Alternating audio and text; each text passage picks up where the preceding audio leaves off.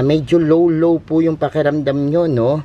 Umamoy lang po kayo dahil po dun sa kanyang yellow na dahon, parang nagsisilbing gold siya, no? Pero alam nyo po ba na mayroon pong mga halaman na pinaniniwalaan na kayang kontrahin niyang petsa de peligro, no? Tanggalin ang negative na binibigay po ng petsa de peligro sa atin, ano?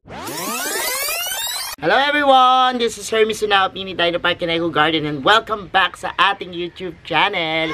And for today's video, may pag-uusapan tayo, no? Alam nyo po ba yung petsa de peligro, no? Yan po yung kaganapan sa ating buhay na kapag halimbawang matatapos na yung buwan, hindi na natin kayang talagang mag-budget, no? O wala na tayong pera, nauubusan tayo ng source, no? Kung saan tayo kukuha ng mga dapat nating bayaran. At the same time, merong mga ilang days pa bago natin makuha yung ating sweldo or pwedeng income, kung saan medyo nagigipit po tayo, no? Pero alam nyo po ba na meron pong mga halaman na pinaniniwalaan na kayang kontrahin niyang petsa de peligro, no? Ano-ano ba yung mga halaman na yan? Magandang usapan to sa ating pagbabalik. Kaya kung ready na kayo mga ka-MDP, tutok lang po.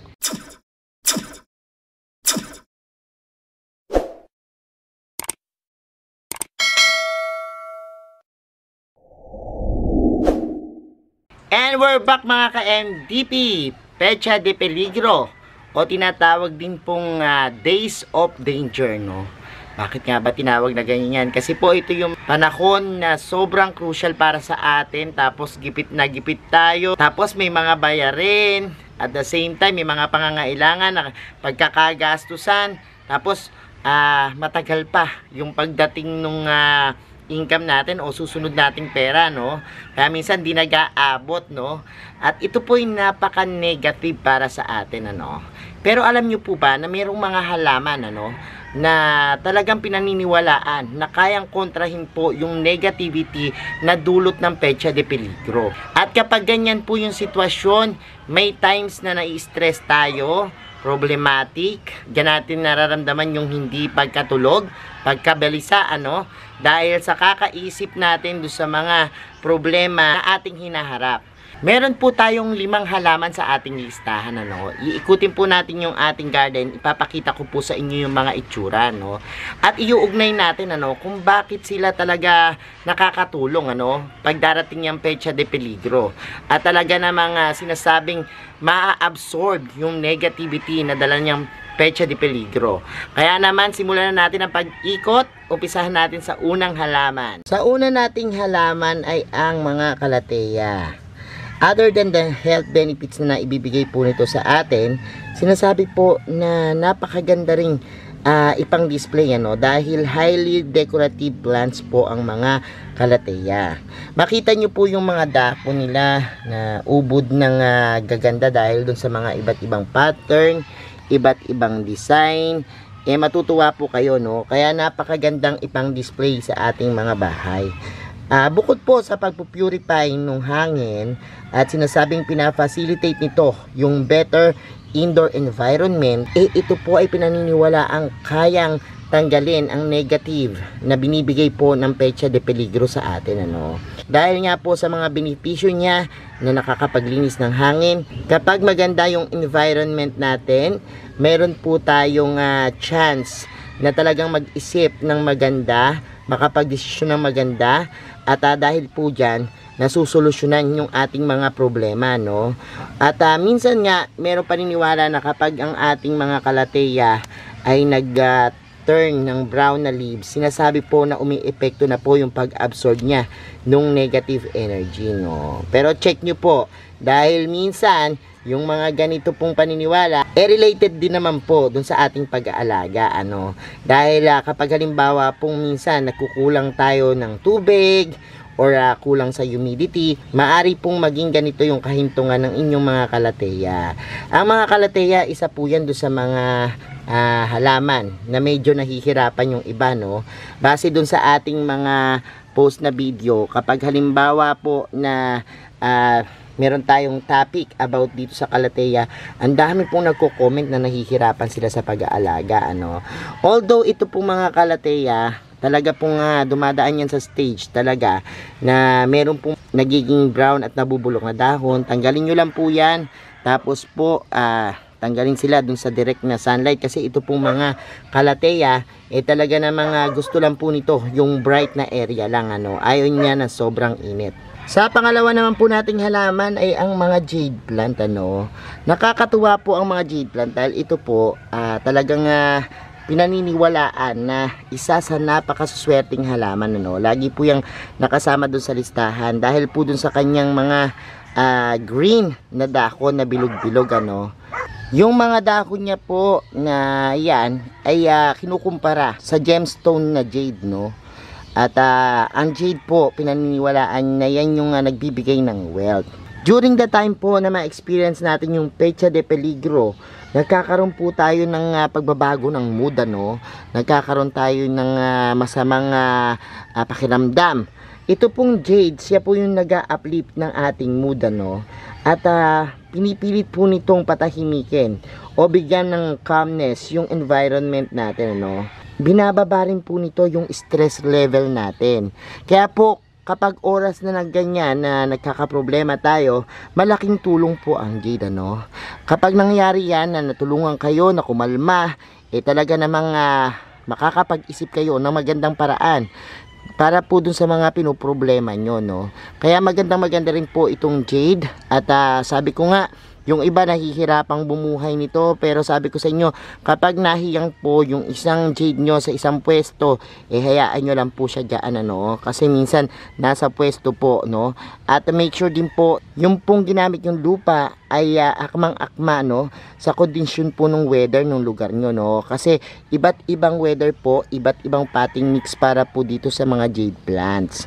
Kaya po, tingnan nyo po yung akmang potting mix para sa inyong jade, depende po sa lokasyon nyo. Nang sa gayon po ay mabuhayan kayo ng mga jade. Sa pangatlo po nating halaman, ito pong mga golden pothos, ano. Napakaganda po ng golden pothos at talaga namang karaniwan po yung makikita, no, sa ating mga garden. Madali kasing patubuin at madaling alagaan. Ito pong mga golden pothos, may kakayahan po siya na i-purify yung hangin, ano. At nire-remove niya po yung mga pollutants na nakakalason po, ano, at masama sa ating kalusugan. Ito pong mga pothos, dahil nga po dun sa kanyang itsura na may pagka-green, yan, may yellow, talagang maganda po sa paningin, ano. At sinasabing nire-relax po nito yung ating mga mata pag kakaramdam natin ng congestion, ano. At kapag minsan naiirita tayo, pinapaganda po nung mga golden pothos yung ating mood, no. Isa po yung golden pothos sa mga varieties na napakaganda. Pero sinasabi pong itong golden pothos kasi dahil po dun sa kanyang yellow na dahon, parang nagsisilbing gold siya, no. At yung gold na yun po yung sumisimbolo nung kaperahan na magandang ipanglaban sa mga negative energy na dulot po nung Pecha de Peligro, no. At kung minsan po, halimbawa, tumataas na yung dugo natin at parang hindi tayo palagay, no, sa nararamdaman natin, kilala po ang pothos sa pag-prevent ng ocular hypertensions, no. Kaya po, kapag halimbawa po meron kayong alaga nito, maganda po sa kalusugan, ano, at sa pag-iisip natin, ano. That way po yung mga problema na ating kinahaharap madaling masolusyonan. Sa pang-apat naman po nating halaman ay ang mga peace lily, no.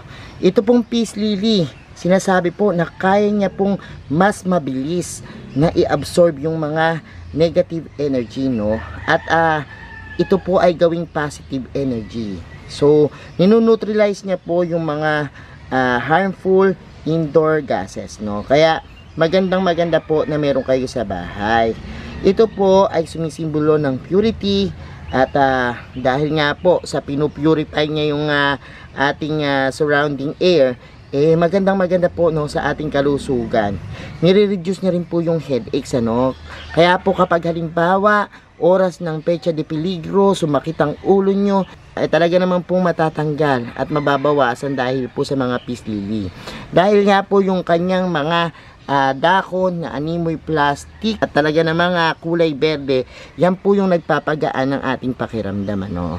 At yung puti puntong bulaklak, kapag halimbawa na bulaklak na, yan po ay parang magaan sa pakiramdam kapag tititigan nyo, no. Kaya po itong peace lily ay tinuturing na isang halaman na panglaban dyan sa oras ng kagipitan natin. Sa panglima naman nating halaman, ako po, eto, napakaganda at ang daming benepisyo, no?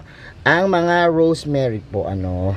Ang rosemary po ay isang uri ng herb, no? Isang halaman na maaaring nating gamitin sa pagluluto at syempre sa iba't iba pang mga panggamot. Meron po yang benefits, ano? Pero alam niyo po ba na kayang i-repel ng rosemary ang mga negative energy? Dahil po dun sa kanyang extraordinary fragrance, nakakapag-improve po ito ng ating moods, ano?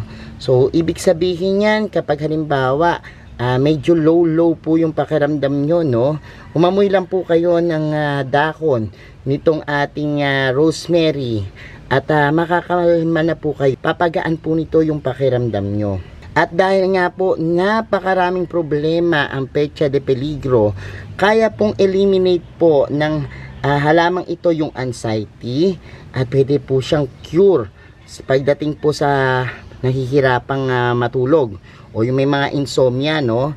At di ba kapag ganyan may problema tayo, isip tayo ng isip, hindi tayo nakakatulog, pwede po nating gamitin itong pinopromotes din po ng rosemary yung ating general well-being. Kaya naman po kapag bangon natin sa umaga, bagong simula, harapin ang mga problema at syempre positibo po nating makikita yung mga solusyon, ano, kapag ganyan po yung thinking natin.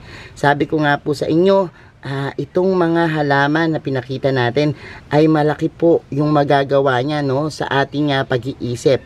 Dahil po yung halamang ito may mga benepisyo po sa mga cognitive functions natin, ano, o yung kakayahan po nating magdesisyon, mag-isip, lahat po ng may kaugnayan na ginagamit po yung ating utak.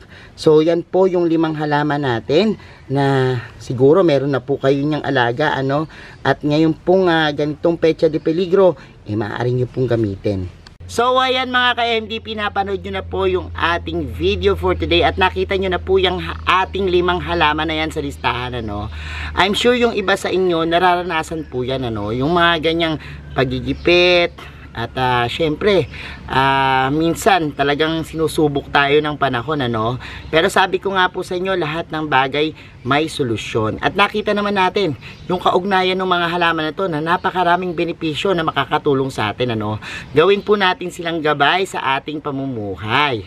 Pero paalala lang po, ang lahat ng nangyayari sa ating buhay ay nakadepende po sa ating kamay, ano.